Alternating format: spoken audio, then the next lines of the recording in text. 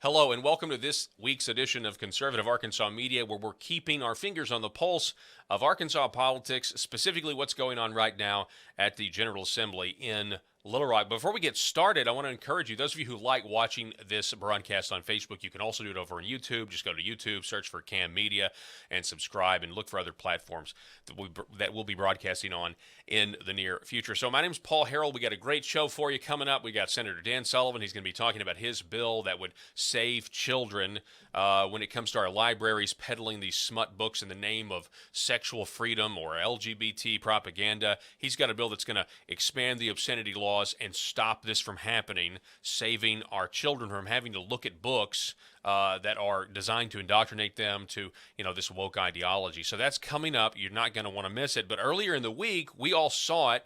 Joe Biden's State of the Union address. And it wasn't just full of lies. That was to be expected. But it was full of intentional ignorance. Joe Biden intentionally ignored what Americans are facing on a day-to-day basis. Inflation, an open border with drugs streaming across our border, killing our young people while the cartels get rich. You've got woke schools indoctrinating our children, teaching them that racism is okay as long as it is directed at people who have white skin. In fact, I wonder how the average American parent felt last night or earlier in the week when they heard Joe Biden express support for the populist mantra that we need to raise teacher pay. I mean, that's all well and good, but I wonder how many Americans thought to themselves, but a lot of these teachers are trying to convince my child that they aren't the gender they were born with. That, in fact, that it can be changed, which, of course, is not true. And speaking of populism, Democrats constantly stood up to applaud and support what Joe Biden was saying. But halfway through the speech, it occurred to me that many of the things that Joe Biden was saying, Joe Biden's messages, sounded an awful lot like President in exile Donald Trump. Joe Biden attempted to rebrand America First last night to cover up his lies, and I will be honest, it made me quite depressed. That is until Governor Sarah Huckabee Sanders had her say. And what a breath of fresh air she was. I mean, during Biden's speech, I don't know about you, but I felt the weight of the lies. It hit like a ton of bricks. Our government has built a house of lies. It operates in a completely different reality than normal Americans. And that's why Sarah's speech last night was so important. To call it a stark contrast is an understatement and doesn't do it justice. Her speech snapped the nation out of a trance we were locked in for 2 hours plus. Arkansas, can you believe it? Finally, we have a chief executive whose general opinions actually reflect the people who live here in Arkansas. And that is something to be celebrated. What a day and what a speech. And I knew exactly what I was going to do on the show on the opening segment when I heard it. We're going to go over what she said. Because in light of the Grammys and the satanic devil worship that was on display, you even had a tweet where CBS referenced, and it's now a deleted tweet, where CBS said, we're excited to worship with you in reference to the upcoming, when Sam Smith tweeted out, we've got a great show, which of course was all this, simulated hellscape. It's the dividing lines can't get any more stark for those that want to see, for those who are not blind. Let's get to the first clip. Again, Governor Sarah Huckabee Sanders, the rebuttal to Joe Biden's speech the other night, which was, again, full of lies. Let's take a listen. Biden and I don't have a lot in common. I'm for freedom. He's for government control. At 40, I'm the youngest governor in the country. And at 80, he's the oldest president in American history. I'm the first woman to lead my state. And he's the first man to surrender his presidency to a woke mob that can't even tell you what a woman is. That was really powerful. I'm the first woman governor. I'm the first woman to lead my state. But we've got a woke mob that doesn't even know what a woman is. I mean, you got somebody who's sitting on the Supreme Court of the United States who says, I'm not a biologist, when asked to define what a woman is. Isn't it interesting that we don't even know what a woman is anymore? That at least that's what's confessed at the national level. It's fascinating if you look at where we've been since '74. You give women the right to murder their children with no recourse, and now we don't even know what a woman is anymore. Certainly very interesting. Now, next up, we have the next clip. Let's give this one a listen. And the president's refusal to stand up to China, our most formidable adversary, is dangerous and unacceptable. President Biden is unwilling to defend our border, defend our skies, and defend our people. He is simply unfit to serve as commander-in-chief. I mean, this was good. It was a reminder because in Joe Biden's speech, the contrast, he was all grins. He was trying to make jokes. He was trying to come off again. It was like a rebranded MAGA rally. And yet Sarah Huckabee Sanders comes with the facts and actually says, no, this guy's unfit for office. And that there's a lot in there, right? You've got what's going on with the Hunter Biden laptop. You've got being compromised by China, being compromised in the Ukraine, and all of that other stuff. But generally speaking, and this doesn't even bring up the mental fitness or the lack of mental clarity that's on display most every day.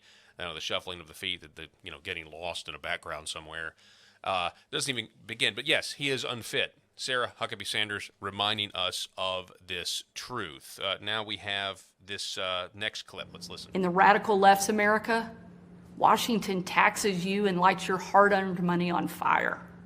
But you get crushed with high gas prices, empty grocery shelves, and our children are taught to hate one another on account of their race, but not to love one another or our great country. So this was a good reminder of just how out of touch. I mentioned in the opening monologue how there is essentially a total disconnect to complete, reality. And that was what was so heavy, is to see all of the pomp and the circumstance and just how fake it all is. And this really kind of goes for both sides, but it always just seems so fake. We've got our guests in the gallery and everything is so planned and carefully. But this time it just felt so different because the reality is just the polar opposite of what I believe in and I feel. And you look around the people in the room and and you just wonder that this isn't true. I mean, there is right now the Democratic Party stands for wokeness, and they are clearly aware that this is a disaster electorally. If we even want to talk about how things electorally, but they clearly know that that they have a huge weakness when it comes to working blue collar individuals. That the Democrat Party is lost because they are no longer normal. And Sarah Huckabee Sanders mentions that, as well as idols, which that was, to me, my favorite part. And I don't know if this one may, in fact, be that clip. Let's take a listen. And while you reap the consequences of their failures, the Biden administration seems more interested in woke fantasies than the hard reality Americans face every day. Most Americans simply want to live their lives in freedom and peace. But we are under attack in a left-wing culture war we didn't start and never wanted to fight. Every day we are told we must partake in their rituals, salute their flags, and worship their false idols. All while big government colludes with big tech to strip away the most American thing there is, your freedom of speech. Exactly. That's not normal. That was my favorite part. As a matter of fact, I think the language here was used intentionally, rituals, idols, because I think all of us saw this spectacle, at the Grammys. And so, this is totally appropriate. People were outraged by it. Now, this stuff's been going on in plain sight for a long time, okay? It's been going on in plain sight for a very long time, so I don't want you to forget that.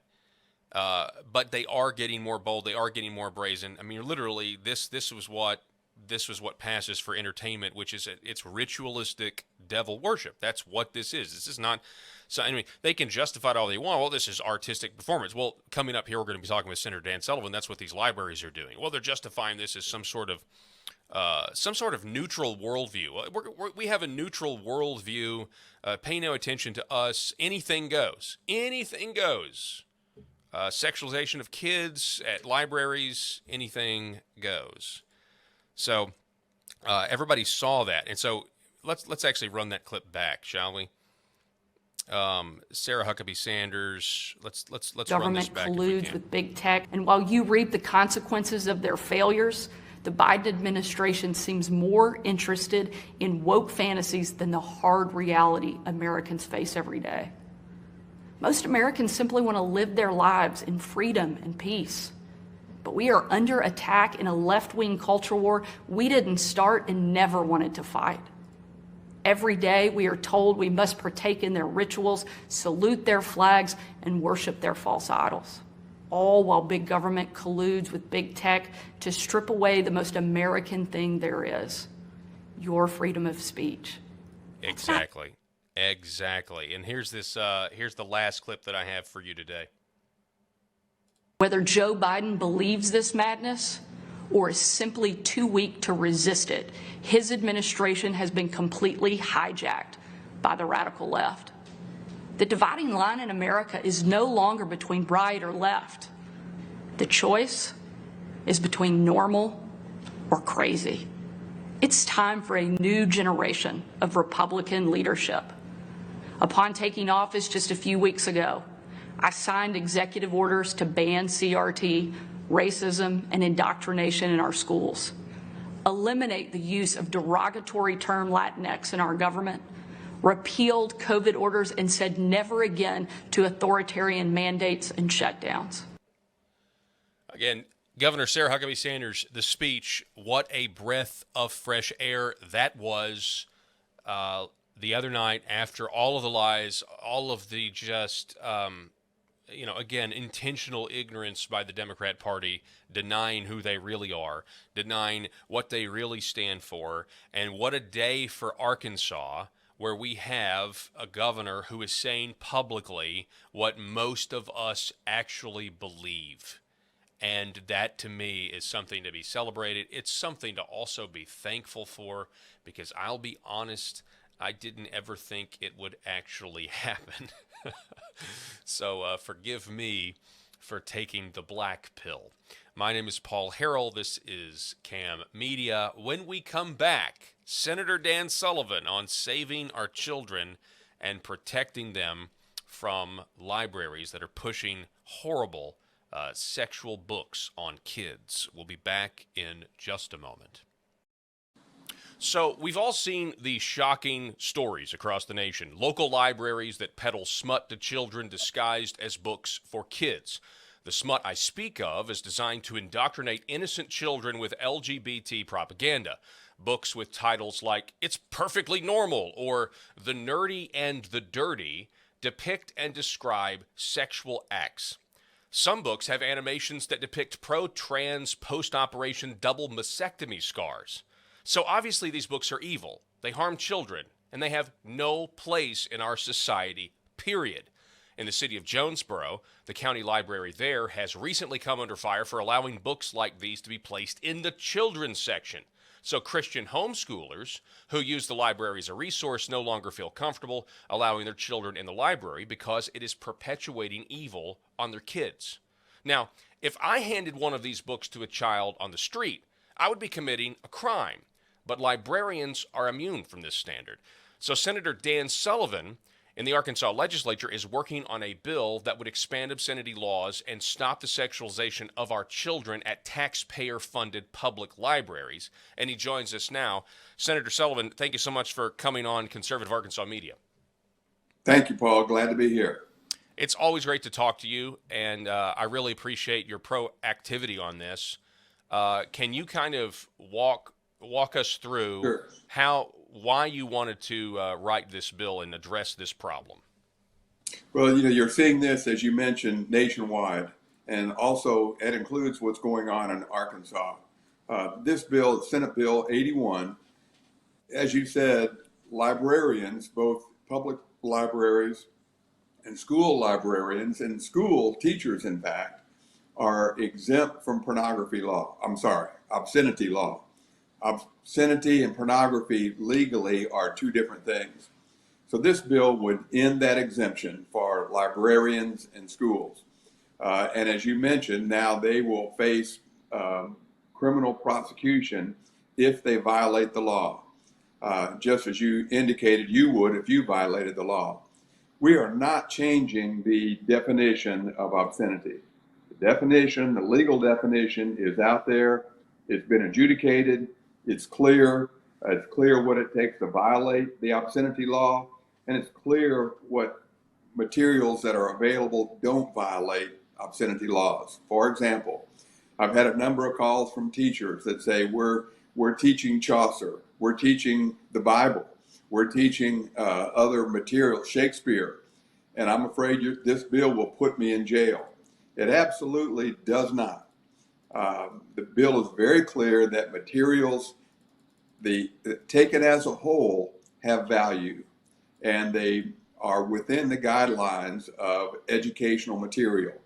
So librarians and teachers have nothing to fear if they're teaching material that as a whole doesn't violate obscenity law. Now, what we do in the bill also is offer some guidance on what materials could be harmful to children and still fall within that range of obscenity. That language provides guidance as to what that is, and it talks about some of the things like nudity and other things that are just inappropriate for children of a certain age. And that's very important because, as you mentioned before, the Craighead County Jonesboro Library had material that parents objected to. And all they asked was that that material be moved to a different section of the library. And if one moved that material out of the children's section to a young adult or an adult section, then one has taken the necessary steps to prevent children from seeing that material. So, I want to stop. I don't want to keep rambling. So can you, any questions or thoughts? Yeah, absolutely. I just want to do this as an illustration for those who are watching, so we can talk about like what kind of obscenity we're discussing here. So here's some of the books that are for kids, and I don't mean to make you blush, Senator, but this needs to be out there. We can share this with your screen. So you see this right here. This is obviously childhood animation. I don't know if you can read that. I don't want to read it, but we're literally talking about male and female body parts in children's books, and we can, it is what it is. Then we have this right here. Here is a woman who has had a voluntary mastectomy. Again, normalizing basically LGBT lifestyles for kids. So, I mean, this type of stuff, and it gets worse than this. I mean, these are just a couple of examples. So it's much worse than that. And I guess my question would be, you're obviously going to meet resistance on this because we live in a society today where the LGBT lobby never seems to lose, especially at the national level, right? They're promoted in every aspect of our pop culture, professional sports, Hollywood, the music industry, obviously the government. And so I'm imagining the reaction to this is quite vitriolic, and I'm sure you've probably even, been called pretty terrible names. Yeah, I'll send you some of those emails later. Let me be clear again. This bill does not address the LGBTQA plus community. This bill addresses the sexualization of children, regardless of what your gender ID or your sex is. It just says that there are certain materials that are sexually inappropriate for young children. And the legislature does not make that decision. A court makes that decision, and parents make those decisions. And one of the biggest things this bill does, Paul, it allows parents and people with guardianships and responsibility over kids, it allows them a path to appeal what's in their library, whether it's a public library or a school. So in the public library system, this bill, and we're amending it right now, some of these amendments have not come out. They should come out next week.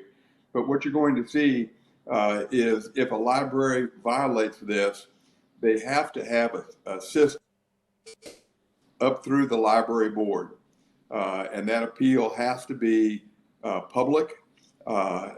If people are voting, they have to vote publicly. So if a parent says, I like this book, moved from this section to that section, not banned. And everybody cries banning and all of that, and fascist and Nazi, but we're not banning the book.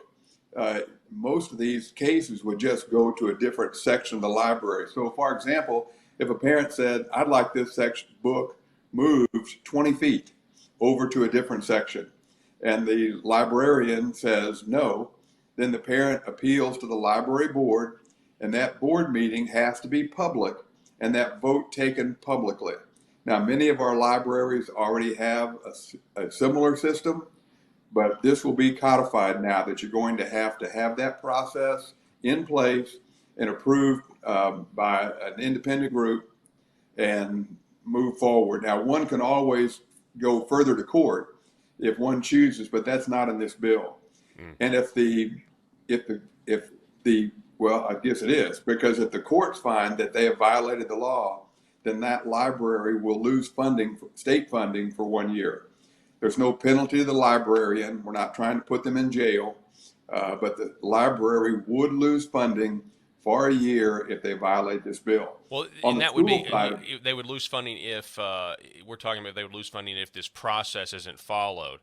But the obscenity part of this, bringing them into these obscenity standards, if they peddle sexual, that's the court. That's Right. the court. If they peddle sexual books to kids, and you've got a sheriff or a prosecutor that has their head screwed on straight, and they have the law, we are talking, real world consequences, aren't we?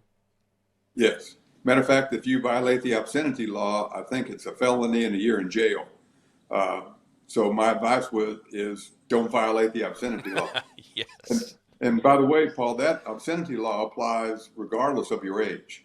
It's obscenity, and you can't distribute that. Now, one of the concerns was that what if somebody donates an obscene book and it's back on a shelf?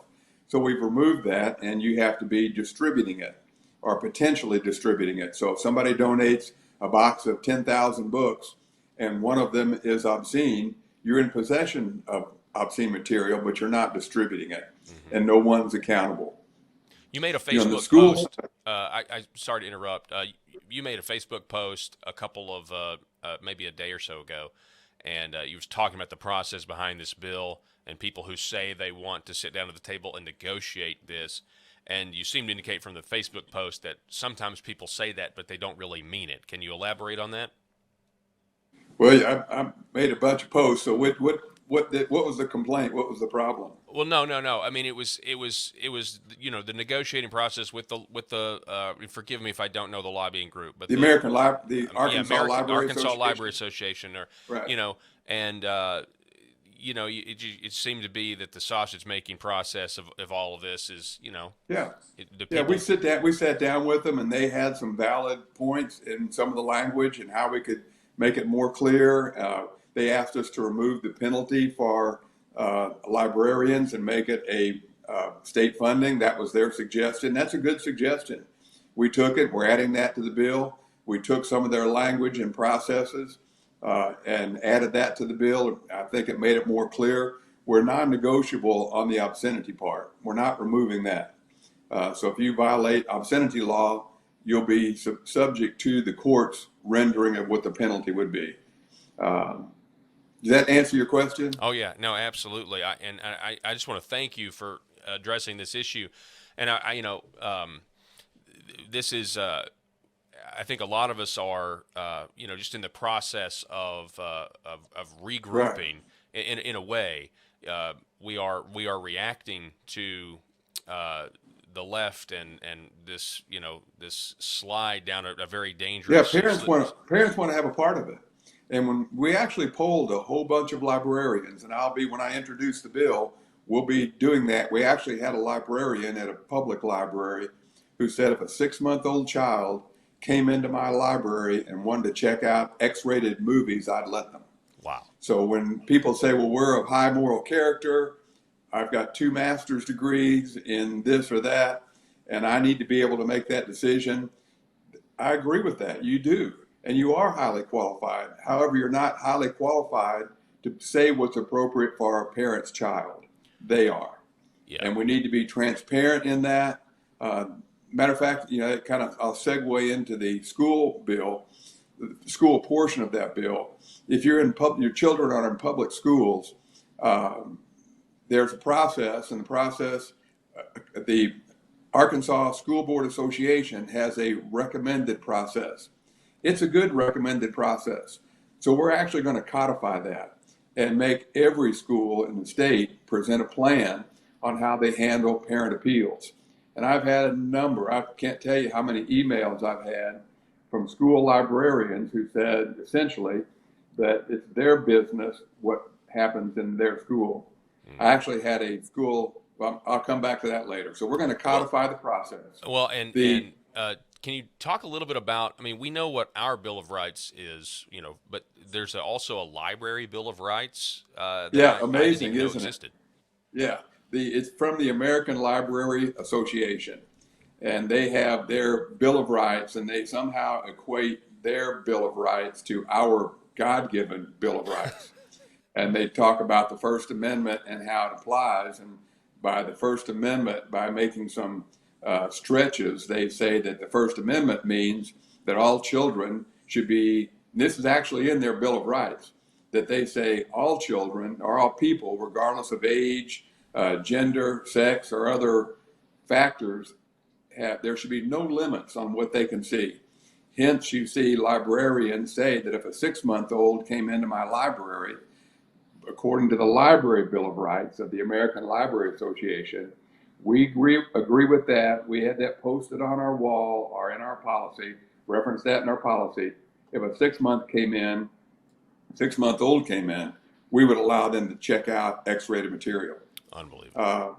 And I'll come back to that in a minute. Well, But so when we jump over to the school side of this, the Arkansas School Board Association has a recommended policy. We're going to codify that. And every school will have to adopt this policy, have it on file at their school. And it's a good policy. It goes from the librarian to a school committee, then to the school board. You can appeal it all the way up through the school board. The difference would be that right now, if you appeal that at the school level, the principal appoints a committee of 2 or 25, whatever they choose. That committee meets in secret, discusses the book, and then it comes out and says, this is our decision. And again, the appeal may be to move the book 10 feet or 20 feet in order to prevent younger children from seeing what older children can check out. There's certainly some discretion. And if that were your appeal, and that committee in a private secret meeting said, we're not moving it, that vote will now be public. And that meeting will be, in all those meetings about that book, will be subject to the open meetings law that Arkansas has. Wow. And subject to FOIA. And the committee would not be able to have any conversations about that book in private quietly. All those conversations will have to have open in public and available to the people. Yeah. That's a huge thing. I don't know that a teacher is going to want to be on that committee and vote that way. The last part, Paul, and I'll flip it back to you, is right now, my understanding is that according to state law, librarians are not required to share what a child checks out in the library, either public library or your school. So, and this happened in a conversation with a public school librarian. She says she has a obligation to the student to protect their confidentiality. So if you have a student of one religion who wants to become another religion, and I'll let you talk about what other religions are and their impact and what they do, but if the child is interested in that subject and checks out a couple of books, or maybe they want to identify as a different gender, maybe they want to have surgery, they're checking those books out. If the parent went to the school and said, I'd like to see what my child is checking out, the school librarian and the public librarian are not obligated to tell the parent what their child is seeing. So that's going to be a separate bill. That's good. But that bill will be coming out. We're already drafting it. And if a parent doesn't want to see it, the parent will have to opt out. But you are automatically that could be more of a protection against all kinds of degeneracy, not just the sexual nature or changing religions, but I mean the anarchist cookbook. I mean, I don't know if that's a thing that's in public libraries, but stuff like that, teaching you to literally. Yeah, and librarians are all for that. The ones I talk to, And they're worried that if parents, the comment was made, can you imagine what would happen if a parent found out what their child was reading? And that comment was in the context of, oh no, now the parent knows the child is interested in, fill in the blank. So they're actually taking away the parental obligation for parents to raise their children. Yes. That removes that obligation and says a librarian with 1, 2, 3, or 8 degrees is more knowledgeable about how to raise your children than you are.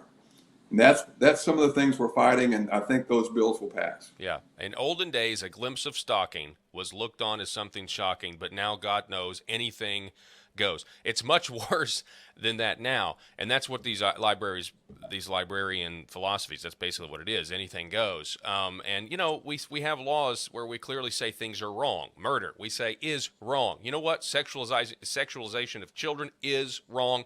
And we can say that, and we can codify that.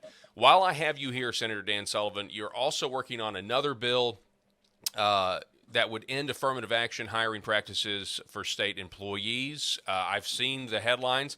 I've seen the headlines talking about how the Legislative Black Caucus is really upset with this. And you've even been called a racist, I understand, or they're trying to call you a racist. Tell us a little bit about that and where this Well, I bill was is. called a racist long before that. I tell people I worked in several fields in schools and in the private sector and managed thousands of people, and was never, you had people call you that, but it was never, no one ever said, yeah, he is. And I was often sought out because of how fairly I treated people. And I said in the Black Caucus meeting the other day, the first time I was ever labeled a racist was when I became a legislator. But be that as it may, Senate Bill 21 actually expands the population under which one would qualify for needs. Right now, we have a list, I think it's about 6 or 8 groups by profile that say you are eligible for special consideration. You have a carve-out special consideration based upon your heritage, your race, your gender. There are about 6 different categories. What this bill does is actually make you eligible for a hand up or assistance based on your circumstance. Supreme Court Justice Roberts said in, I think it was 2007, that will never end racial discrimination with racial discrimination. That's a starting point for me. I believe that. Justice Sandra Day O'Connor said in 2003 that we're making good progress, and in 20 or 22, 3 years or so, there'll be no more need for affirmative action based upon those categories. Is there a need for people to have assistance and a hand up? Yes. Is our society willing to help people who have a special need? Yes. So a good example is the Women's Minority Health Group. They talked to me the other day about how Black women and Black children, babies, are dying in Arkansas at the highest rate in the nation. True. Is that population in need of assistance? Yes. So under this bill, they would still qualify. They're not removed. They just qualify based upon their need, not based upon their race. So we're going to actually expand that group of eligibility, but it's now based on need, not your immutable characteristics of race or sex. Senator Dan Sullivan, thank you so much for coming on the Conservative Arkansas Media. We really appreciate it, and really appreciate the work that you're doing. And if you want to come back on and let us know about these bills when the library bill passes, I hope it does pass. I mean, that needs to be a celebration because we do need to protect. Absolutely. And Paul, it's groups like yours who help us get the message out, and we're turning the tide. Let me jump back to affirmative action for a minute. Realize that Arkansas now has a woman governor who ran against a minority, an African American. We have a lieutenant governor who is a woman and who employs African Americans. We have, and the gentleman who ran for governor, his brother, also an African American, ran for lieutenant governor's position. We have an African American is president of the largest university system in the state. There are a lot of good things going on, and people who need a helping hand, we're very willing as a state to help people, but we're not going to categorize them as they have been. We're going to categorize them based on their need. And I'm so proud of our governor. Look forward to all the things she's going to achieve. I saw her response at the State of the Union, had a private meeting with her and some of her staff, gave us a preview of what's going to happen, and I am so excited for our state.